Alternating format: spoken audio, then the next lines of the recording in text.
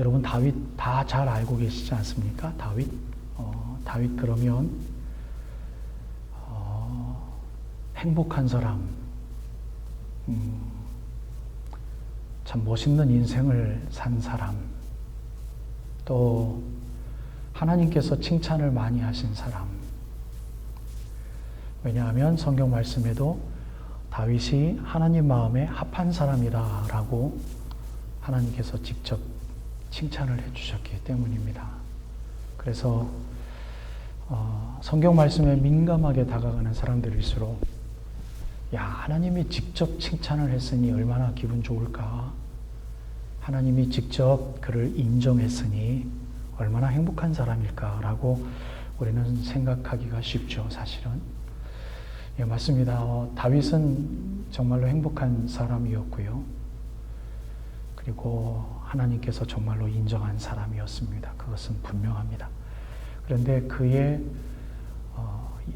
70살에 죽었다고 하니까 그의 인생을 이렇게 한번 들어가 보면 우리들의 삶과 비교해 봤을 때 별로 다르지 않은, 녹록지 않은 삶을 살았던 인물입니다.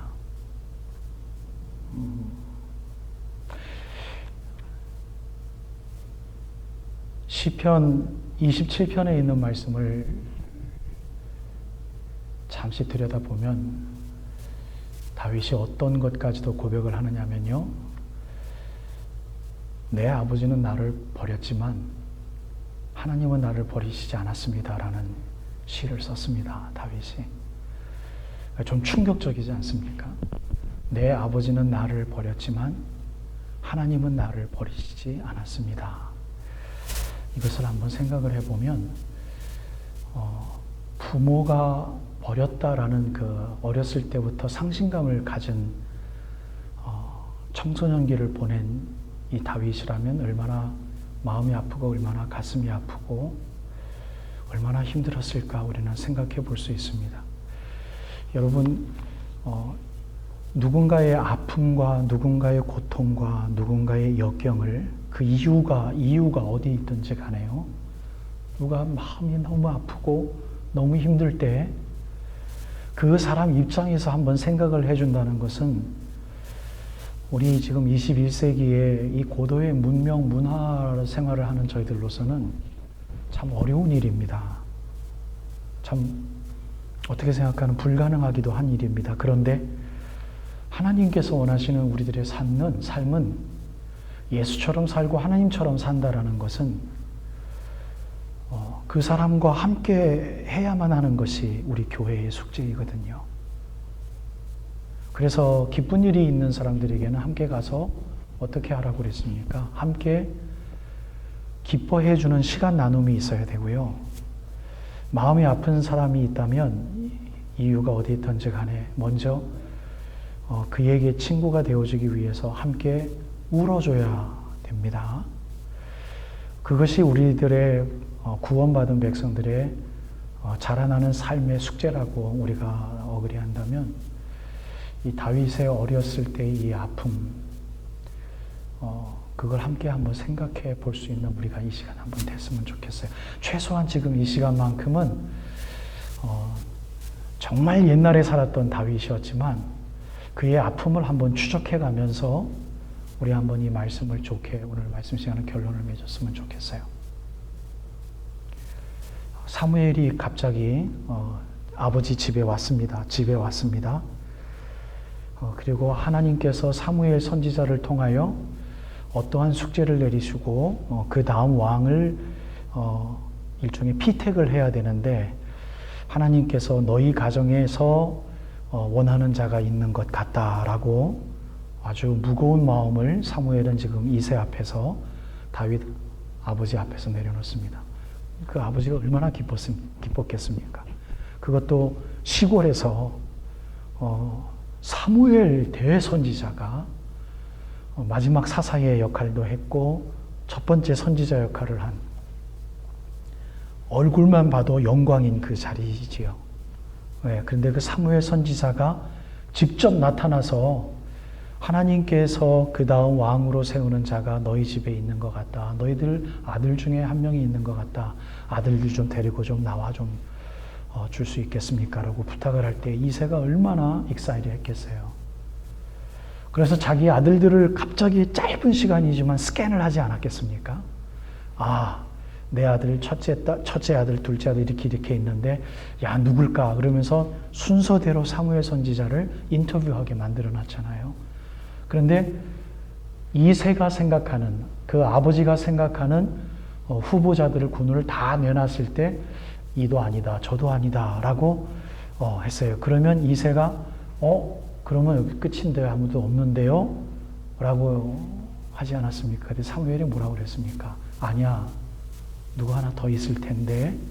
그랬을 때 이 이새 아버지가 뭐라고 그랬습니까? 아유, 걔는요 인터뷰할 자격도 없습니다 라는 무시하는 이야기를 하지 않았습니까?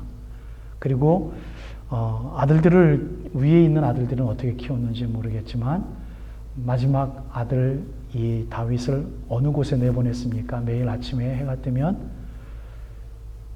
양들 보라고 아주 먼 목장에 보내지 않았습니까? 형들과 완전히 동떨어져서 왕따 당하는 유소년기를 이 다윗은 맛보았어요. 추적해 가면은 다윗이 15살 때 기름 부음을 받았습니다. 사무엘을 통하여서. 그러니 그 이전에 얼마나 어린 나이 때 얼마나 마음 아프게 형들에게 자기가 취급을 받았겠으며 아버지에게 왕따를 당했겠어요. 아마도 그때를 생각하며 그 아픈 시절을 생각하며 오로지 목장 초원에서 누구만을 찾았습니까? 하나님만을 찾았고 자기의 외로운 마음을 우리가 이렇게 근사하게 예배하는 마음으로 과연 다윗이 멋있는 시만을 찬송하며 했을까요? 아니에요. 여러분, 시편의 다윗의 시를 바라보면 야, 이게 정말 다윗의 시일까? 라고 오해할 만큼의 처절한 비참한 글들이 굉장히 많습니다. 하나님의 존재를 정말 인정하는 사람이 이 시를 썼을까? 또 한편에 보면 야, 대단하다. 인자, 사람이 내가 무엇이 간데 하나님 나를 구원하시나이까? 세상의 달을 보고 별을 보면 하나님 찬송합니다, 감사합니다 라는 식기도 있었지만 하나님 정말 계십니까? 하나님 얼마나 그가 마음이 아프면 나를 힘들게 했던 내 원수들을 다 죽여주십시오.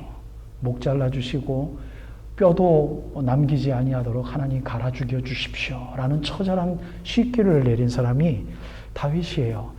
야성이 있고 상당히 어떤 의미에서는 급한 성격의 소유자요.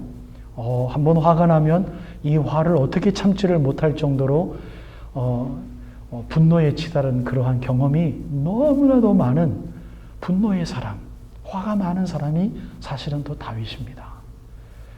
이 다윗이 얼마만큼 어렸을 때 마음이 아팠으면 아버지가 나를 버렸지만 하나님 당신은 나를 버리시지 않았습니다 라고 하였습니다. 이 다윗이 15살 때 사춘기 때 기름 부으심을 사무엘 선지자를 통하여 직접 받은 다음에 마음속으로 얼마만큼 그가 하나님 앞에 소원하는 기도와 이건 뭘까? 이건 뭘까? 하고 어느 정도는 하나님 앞에 의아해하며 왜 나지?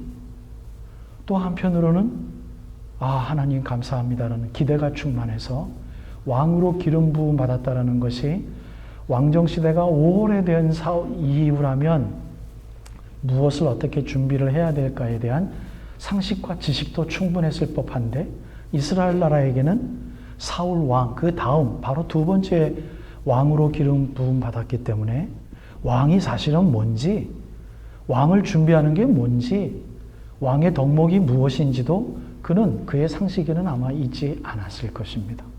그런데 그런 그가 다윗이 너무나도 황당한 순간을 일방적으로 기름 부으심을 받은 이후에 그가 아버지에게 명령을 받았지요. 야, 네 세 형이 전쟁터에 나가서 지금 죽게 생겼다. 지금 전쟁터에 좀 나가봐서 형이 좀 잘 있는지 음식도 좀 싸가서 좀 한번 음식도 좀 공급해 주라 라고 심부름을 보냈죠. 그때 하나님께서 터닝 포인트를 다윗에게 주셔서 사울 왕에게 내가 나가겠습니다. 그래서 골리앗을 무찔러 이기지 않았습니까? 그때 사울 왕이 얼마나 귀한 존재이면 그를 불러다가 왕궁에서 생활하게 하였고 아플 때마다 노래를 잘하는 다윗에게 연주를 하게 해서 뮤지컬 테라피를 받고 하기도 하고 했던 그가 다윗이 인기가 많아지자 그를 죽이려고 하였죠. 그래서 다윗이 그 기간이 얼마나 되었는지는 모르겠습니다만 사울의 아들 요나단의 도움을 통해서 도망가게 됩니다. 수년간 도망을 가면서 사울에게 죽임을 당할 위기를 넘게 되지요. 왕 그 이후에도 그는 죄를 엄청나게 지었고 결국은 하나님 앞에서 쓰라린 경험들을 많이 하는 이상한 성군 아닌 성군이 우리가 잘 아는 다윗입니다. 이처럼 다윗은 행복한 나날을 보낸 적이 사실은 우리들보다도 많지 않은 인생을 살다가 하나님 나라에 간 사람이었을 것입니다. 그런데 그 인생을 다 알고 있었던 하나님께서 그를 하나님 마음에 합한 자라라고 예언하시고 그 이유에 대해서 우리들에게 말씀을 남겨주신 이유는 하나님을 찾았고 하나님을 기다렸고 하나님 앞에서 단 하나 회개하였기 때문입니다. 다윗은 단지 하나님 앞에 울었기 때문입니다. 여러분, 저는 이것이 복음이라고 생각을 합니다. 우리가 지금 내 자신 때문에 울지 못한다면 우리는 자라날 수 없고요. 내 자신 때문에 하나님 앞에 기도하고 노력하지 않는다면 여러분 오늘 사도 베드로가 이 부탁을 하고 있는 것이 오늘 우리들에게 참으로 복된 메시지가 되어지기를 바랍니다. 하나님을 가까이 하지 못하고 하나님을 기다리지 못하고 하나님 앞에 울지 못하는 이유는 우리들 마음속에 그렇게 하지 않아도 돼. 아니야, 너 그거 잊어버려도 돼. 라고 우리들의 영적인 이 센스를 무감각하게 만들어버리는 뭔가의 이유가 있기 때문에 우리는 우리 자신을 발견하는데 그렇게 좀 게으르지 않은가라는 생각을 여러분들에게 좀 전해드리고 싶어요. 시편 27편 14절 말씀, 이 17편의 마지막 절의 말씀입니다. 다윗은 너는 여호와를 기다릴지어다. 강하고 담대하며 여호와를 기다릴지어다. 다윗이 자기에게 명령하는 시기입니다. 다윗의 시편에는 이처럼 하나님의 영이 뛰어나와서 하나님께서 말씀하시는 것인 줄 알매도 불구하고 내가 그렇게 하지 못할 때 그는 이러한 식의 표현을 많이 해서 자신을 훈련한 것 같아요. 자기의 본성과 자기의 악함과 연약함으로는 도저히 기도할 수 없어서 하나님 앞에 그저 축 처져서 하나님 날 죽여주시옵소서. 이대로 가도 괜찮습니다. 라고 인생을 포기하는 듯한 마음이 있을 때 이 다윗은 너는 이라고 자기 자신에게 명령하는 표현을 씁니다. 다윗의 시편에 이런 시기가 많아요. 여호와를 기다려라. 왜?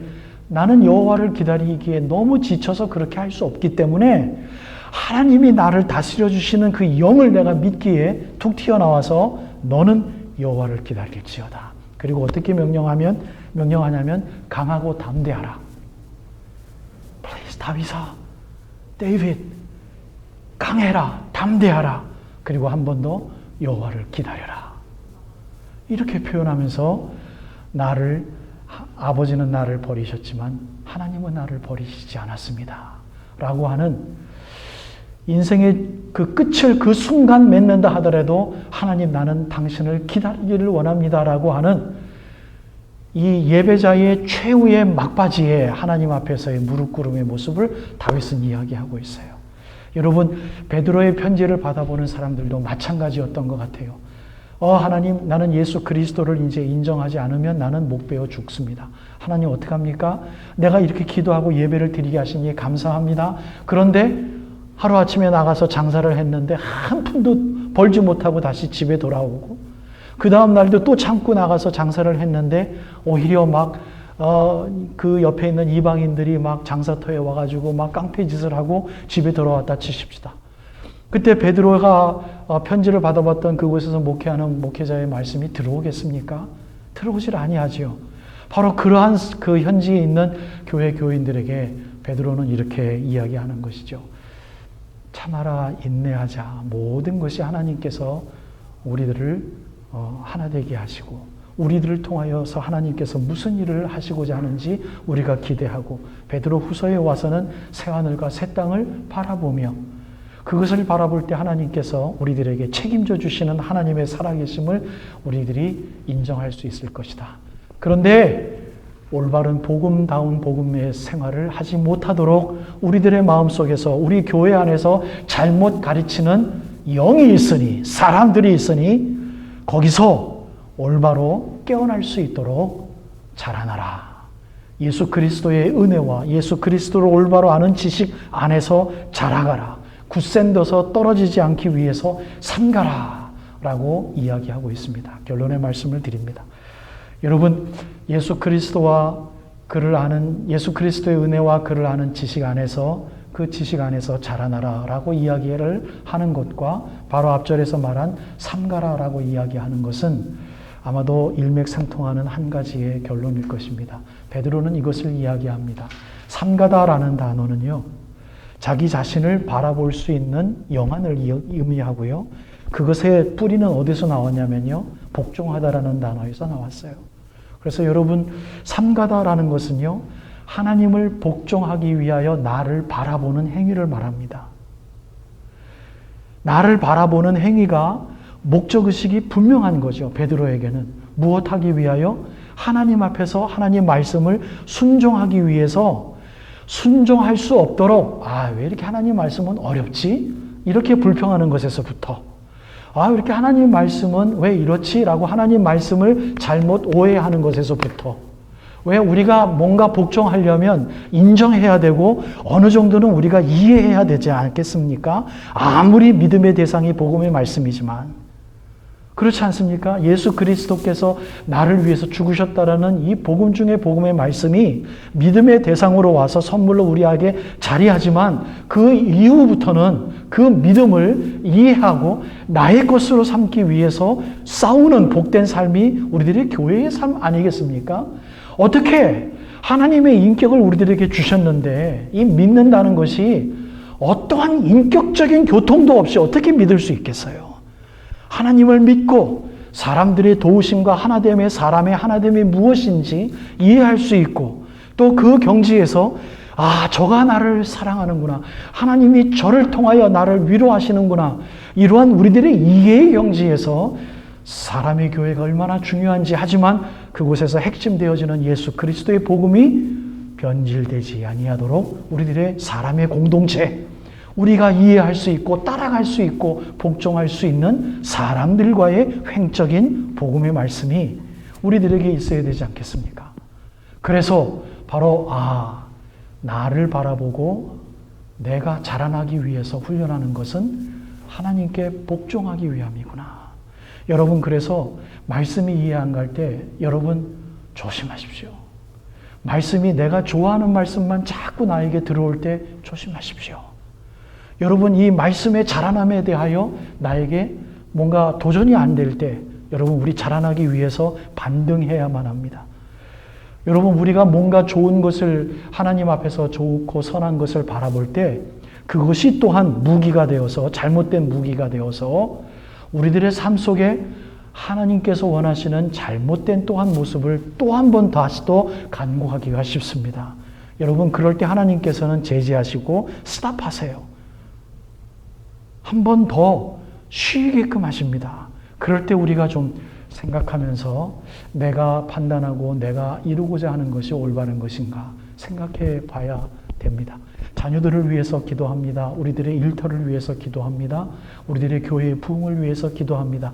이러한 여러 가지의 하나님 나라의 경지들을 우리는 늘 자아성찰을 바라보며 우리를 통하여 일하시는 하나님, 남들에게 덕이 되어지며 교회에게 덕이 되어지며 우리를 자라게 하시며 우리를 하나 되게 하시기를 원하시는 하나님, 나를 통하여 무엇을 원하시는지, 내가 포기하기 위하여 무엇을 준비해야 하는지, 그리하여 우리들의 공동체가 자라날 수만 있다면 하나님, 내가 예수처럼 죽기를 다짐합니다 라고 하는 자라나는 자의 성숙한 헌신과 결단이 우리 모두에게 말씀과 기도를 통하여 여러분들에게 각자의 색깔에 맞게끔 하나님의 은혜가 충분히 있음을 깨닫고 그것을 찾아서 영양분을 공급받아서 여러분 조금 질기지만 씹어서 드심으로 하나님 앞에 귀한 일들을 감당하실 수 있는 아름다운 우리 모든 교우들 되어지시기를 주님의 이름으로 축복합니다.